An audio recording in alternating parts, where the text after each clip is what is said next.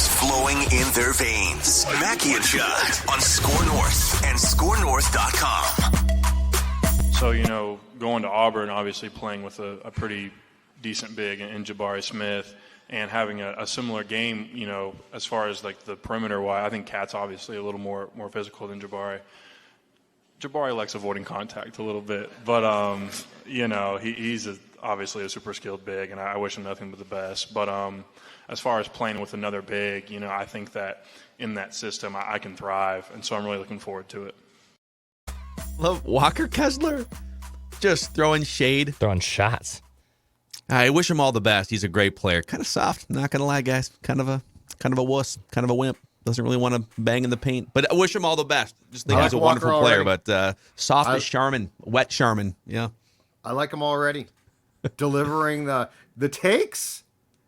He is. Can we get him just a properly fitted suit, a properly tailored undershirt? Can you play 5 seconds? Listen, he's an NBA player now, and it just looks like he's got a loose collar here. So, going to Auburn, obviously playing with a pretty decent big in Jabari Smith and having a similar game, as far as like the perimeter wise, I think Cat's obviously a little more physical than Jabari.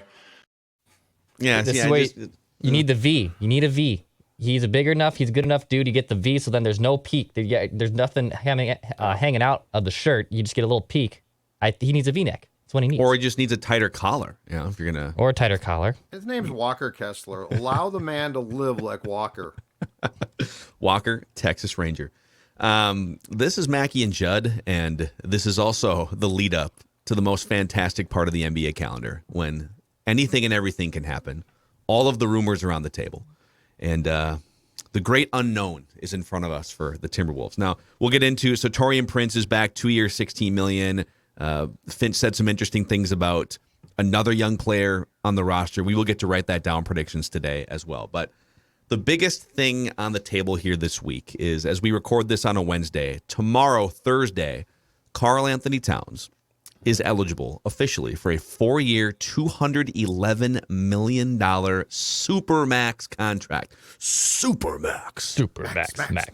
Here's $250 million almost. You're welcome. Yep. So he's eligible for that tomorrow. All signs point to the Timberwolves sliding that offer across the table, or, I don't know, via DocuSign. Do they sit in the same room? Do you send a $200 million contract through DocuSign email? I don't really know how that works. Probably but it's not. A contract that would carry him through age 32 in 2028. So my question for you guys is, however you would slide that contract over, whether it's over a table or an email, let's say you get to look him in the eye like Glenn Taylor did for Andrew Wiggins all those years ago. What would you want to ask Karl-Anthony Towns? What would you want to make sure that he looks you in the eye before he signs a Supermax contract and commits the rest of his prime and vice versa to the Minnesota Timberwolves? What would you want to know from Karl-Anthony Towns? Oh, I'm so far past trusting people who look me in the eye and say, I want the money. I think, just to take your question and spin it a bit, I think it would come more from an internal discussion without Towns about what we think of Towns. And look, I think that a conversation about a contract this substantial, like this is, as Duke said, it's 2 more years and then it kicks in. So it's 6 years. Doesn't a conversation about this have to at least bring up the playoffs?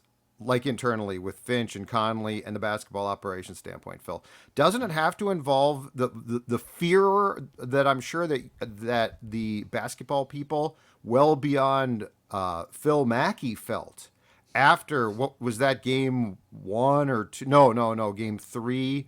When he just basically, I called him a clown about 16 times. You called him a clown. You said, I'm done with him. You said I would trade him. And look, we were all upset. And we all were irrational. But the point is, like, you didn't get there through just some small misshot bad game. Oh, no, that's too bad. It's his behavior. Yeah, exactly. But what my point is, you're not wrong there. So I don't know, because, I mean, Towns is going to say in the calm of June what he should say, which is, you know what, I know I'm a star player. I know I have to improve in areas. But, X, Y, Z that I bring to the table is special. But I really think it has to, instead of being Karl sits down across from Glenn or Andrew did and says, I want this bad. I think the conversation has to Give be me the bag. An internal one about the feeling of this contract and what it's going to mean. And Anthony Edwards, in my opinion, is your like marquee chip in the franchise because I just think he brings so many intangibles. Yeah. But beyond that, I mean, this contract is huge. Towns is and needs to be a star. So I'm not saying I'm not doing this contract, but I am saying that I don't think it's just as simple as saying, well, that Memphis, I mean, that game 3, that was a bad game. We were really upset, but now we're not. I think there has to be a very in-depth discussion about how you feel about Karl and the fact that I really don't think, as far as, to your point, the attitude or the demeanor or the ability to handle that game, that you can just assume that he's not going to continue to have some of those same problems. So I think it's a very interesting discussion.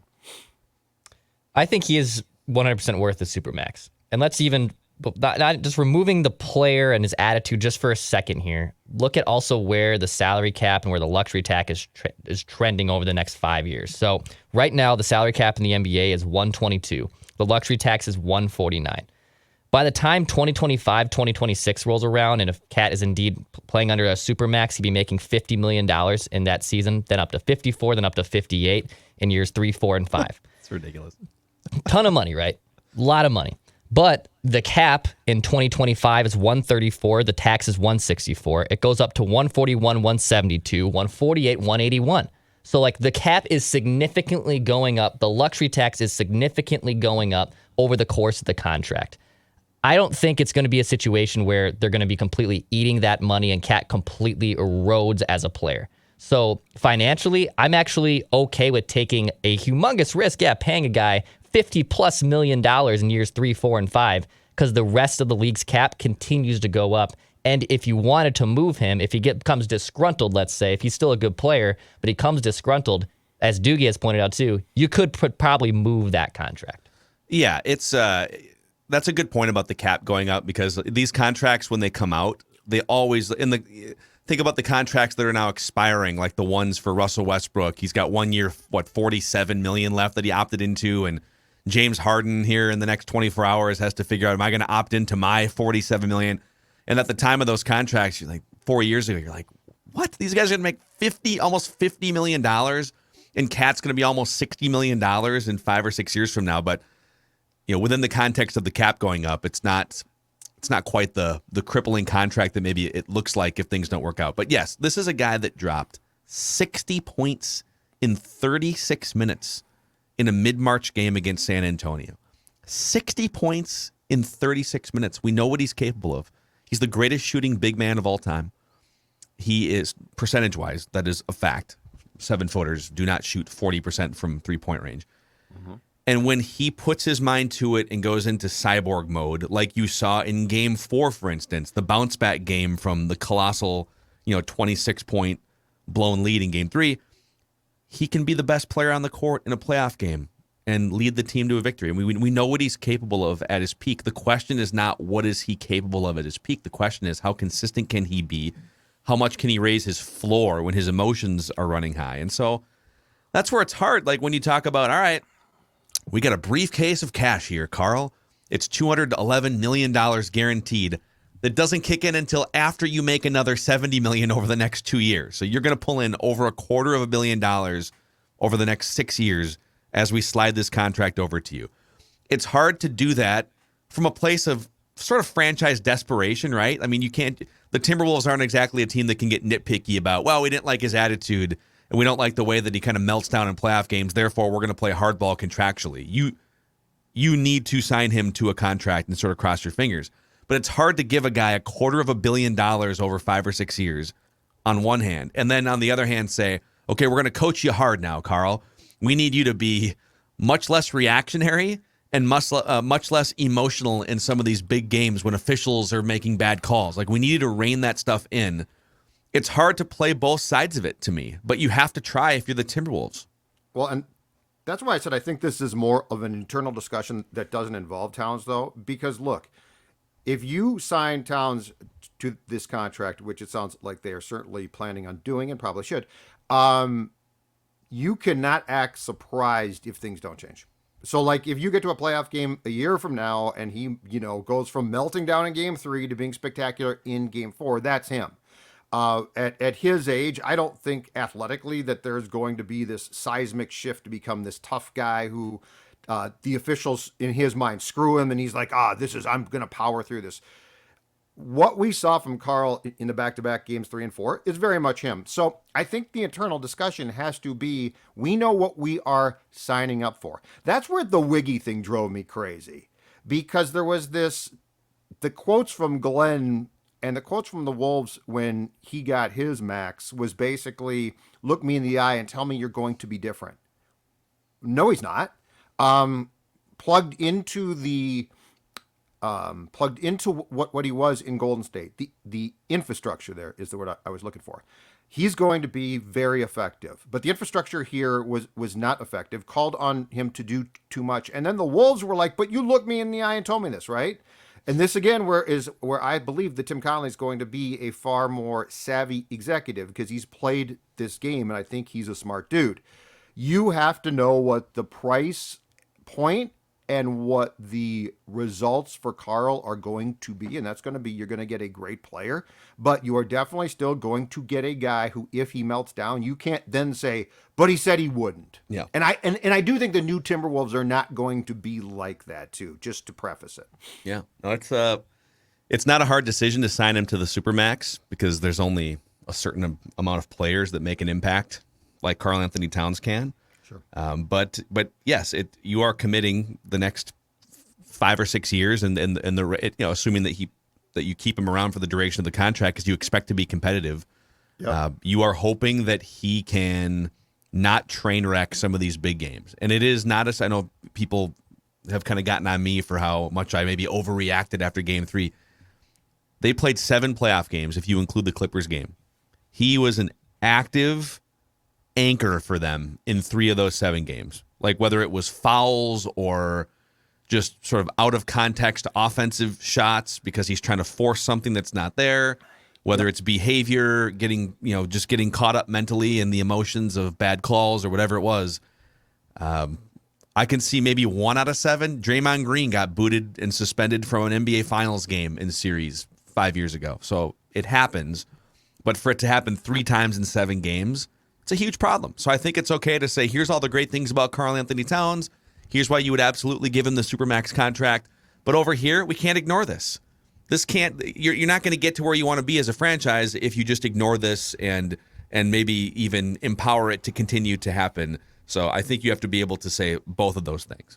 With Karl as he currently is, because I really don't think a lot of how he is as a person is going to change. Now, that does not mean that he is going to have 3 terrible playoff games. But with Karl as he currently acts and is, do you believe, or can you see, Phil, a day where Cat and Ant and a really nice supporting cast are on a stage with the LOB hoisted high? Because that's the question. I actually can. And it's more because I think Ant is going to rise up to, just based on his size, his skill, everything about the first 2 years of the things we've seen from him. I think he's going to be one of the 5 or 6 best players in the league by the time he gets to be 24, 25, 26. Unless there's some sort of injury, God forbid, I think if he turns into that player, and then Karl-Anthony Towns is still one of the 15 or 20 best players in the league, and maybe he can rein in some of the foul problems, I can see it. Absolutely. Okay. I actually think the Timberwolves are in a better spot because of Ant and Cat, but more specifically Ant, than about 25 or 26 different teams in the NBA, because you need those star level players if you want to win a championship. I'm not saying they're one of the 5 best teams in the league right now. I'm saying their upside and their trajectory and their ceiling, if molded correctly, is on that level if you go out like 2, 3, 4 years from right now.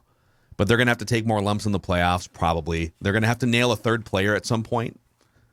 And I don't know if it's a trade for somebody or if it's a draft pick. Maybe it's Jade McDaniels. But yeah, I can see that. And we've seen examples before. Look at what Anthony Davis was to LeBron a couple years ago. Look at what we've brought some of these examples up. Look at what Lamar Odom and Pau Gasol were as talented big guys to Kobe over here. Look at what Chris Bosh was to LeBron and to Dwayne Wade. So if you've got that talented, offensively skilled big man that maybe isn't the leader of a team type personality, if that guy can kind of slot in as the number 2 to a superstar wing player, that's a great formula for winning championships over the years in the NBA. Yeah. As long as he looks you straight in the eye and says he wants it.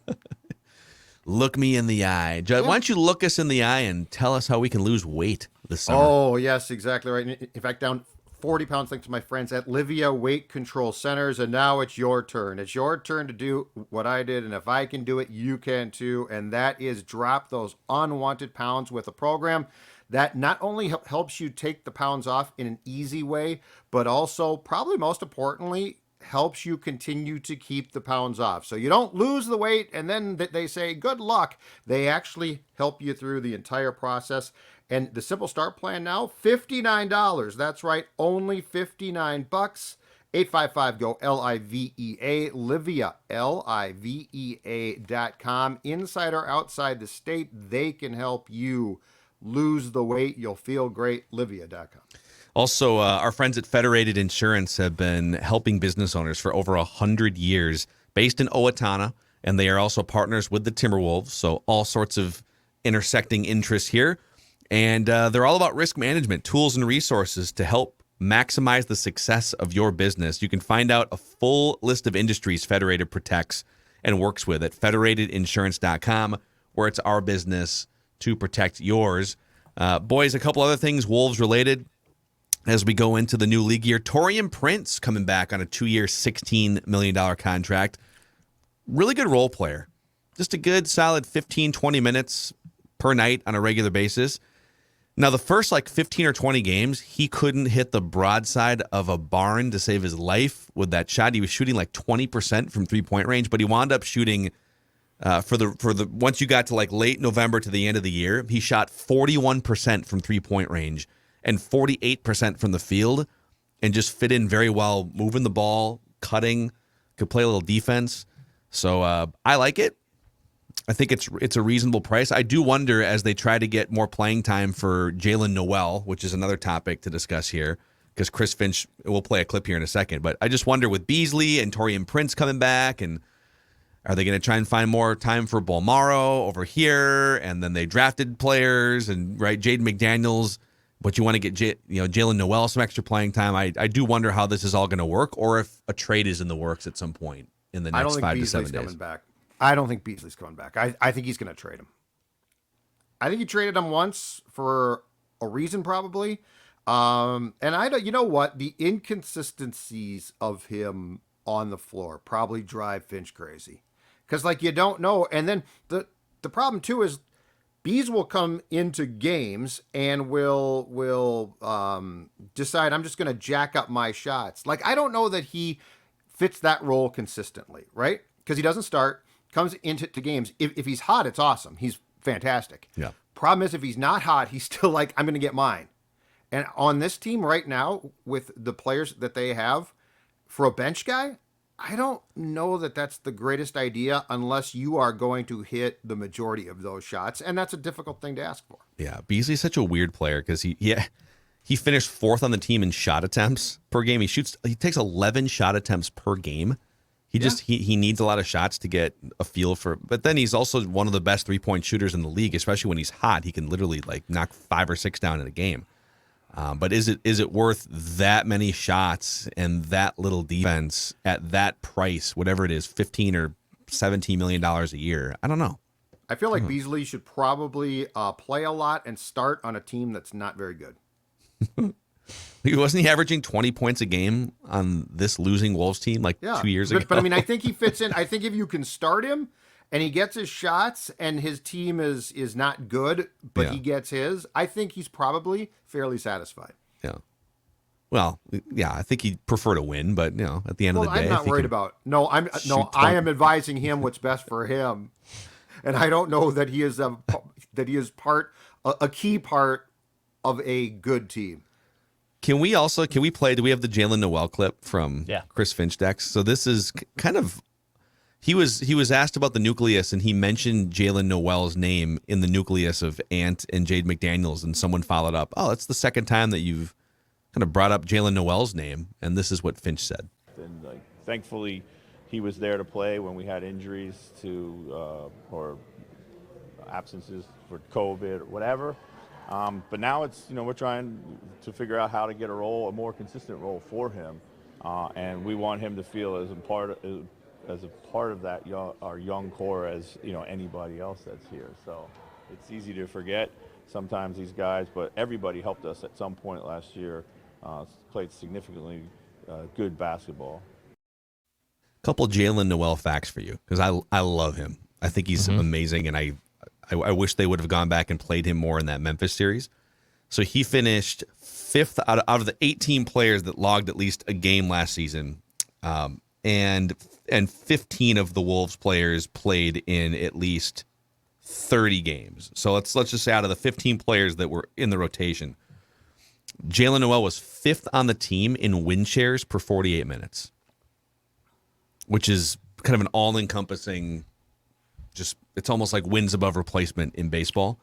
He was 5th on the team in player efficiency rating, and per 36 minutes, he averages 19 points, 5 rebounds, and 5 assists, with a very good slashing shooting percentage, field goal percentage, 3-point, and free throw. So he can score, he can distribute. He can kind of take a game. He's confident enough to say, all right, our offense has gone awry here. I'm going to come off the bench, and it's just going to be my offensive show here for the next, 6 to 8 minutes. So I kind of love the fact that unprompted, Chris Finch is saying, all right, I don't know how we're going to do it yet, but we view Jaylen Nowell as one of the pieces of this young nucleus, and we're going to try and find some more time for him in 2022-23. And one thing I liked about Finch a lot, and he continues to do it, and I think it's smart, is he is very he examines how he used players, and he takes the blame or takes fault when he feels that he had opportunity to use guys more. It feels like it took place about 3 or 4 times during the course of the season. And I think publicly it's smart too, because it shows the player that you clearly like him and would like to have a plan for him. So Beasley and Nowell to me are interesting cases because of this. Beasley strikes me as a volume veteran player who needs his, and he's going to get his, okay? When Nowell came into games, it felt like he had a stabilizing influence, and he felt like, and this is just totally from, observing him, watching games, if he felt like a winning player. But like he felt like a piece on a winning team. I agree. Beasley to me feels like a piece of I'm going to get mine, and I prefer to start, and I'm going to shoot when I get my chance. Nowell felt like, and this is a very complimentary thing to say for a young player, that he was a calming influence and actually could take control. He feels like a piece of the puzzle or a chip in a winning formula. Beasley is the type of guy who does not. And that's the difference there too. And I think Finch knows that. If you look, Finch fell on the sword for not playing J-Mac more at times, Nowell more at times. And the common denominator is he fell on the sword and felt that he didn't do a good job of working in role players who play very important roles. Yeah. It just becomes kind of a minutes crunch. So you're going to have to figure out, okay, if you want to get Jaylen Nowell and by the way, he played once in the 6 games against Memphis, and I believe it was in a blowout loss. I think they just brought him in one of the games for like 10 minutes. So if you want to go from, he played in like, what was it, 62 of the games, but only averaged 15, 16 minutes. If you say, all right, we want him to be a 20 to 25 minutes guy, like Jay McDaniels was 25 minutes, Pat Bev is 25, Vanderbilt's 25. Let's get him an extra 10 minutes a game, and let's make sure that he's not just rotting on the bench in a playoff series. Well, who does he take playing time from? Because Pat Beverly, until he goes over the age cliff, I'm not swapping many Pat Beverly minutes out. If you look at the Timberwolves' best lineup combinations, go look at like their 3-man lineup combinations. Pat Bev is in almost all of them. Just leadership, defense, ball movement, everything. Malik Beasley is all signs kind of point to if you're going to bring Taurean Prince back and if you're going to give Jaylen Nowell some more playing time, it probably comes at the expense of Malik Beasley. So can you leverage his expiring contract and ability to knock down threes, and maybe there's a team that just needs some more 3-point shooting and would then like his contract to come off the books. Maybe you exchange for another big man or something. I don't know. That stretch where Finch is talking about where they're strapped with COVID and then had some injuries too. So from December 17th through February 1st, I should say. So he was playing 22 minutes a game, averaging about 9 shots per game, putting up 12 points, shooting almost 50% from the floor. I went to the game against Boston when they were like literally COVID strapped. Greg Monroe came off a bus and played like 20 minutes essentially for them, and it was awesome. And Nowell that game was a baller. Played like 34 minutes, dropped 25 points. He was sweet. I think it points to Beasley's minutes. I would rather get Jaylen Nowell at 21 minutes with a little bit more just efficiency of a guy who can shoot 50%, shoots some threes, but isn't going to be chucking them necessarily, and is just more of a better tempo energy guy than Beasley, who's just going to be a chucker. And yeah, there'll be some games where Beasley will light it up and potentially carry you to win, but he also is so ineffective and inconsistent that I'd rather give those minutes to Nowell. Yeah, and they're both pretty comparable size-wise. Beasley might be like an inch taller, but they're pretty. It's not like Beasley is this 6'8", 6'9" lanky guy that also plays defense. I mean, he's a shooting guard who can maybe play some three. Right. So, and by the way, percentage wise, Jaylen Nowell actually shot. So Jaylen Nowell shot 39% from three. Beasley shot 37. Beasley takes 8 per game, and oftentimes is heat checking with a hand in his face. So if you gave Nowell the volume of shots that Beasley takes, I don't know that he would sustain 39%. But he's a very good 3-point shooter and a better overall player. So maybe that's it. Maybe you keep Beasley's expiring and it comes off your books next year and he just plays fewer minutes, or maybe you find a trade partner to just completely open up that slot for Jaylen Nowell. And he definitely has growth potential, right?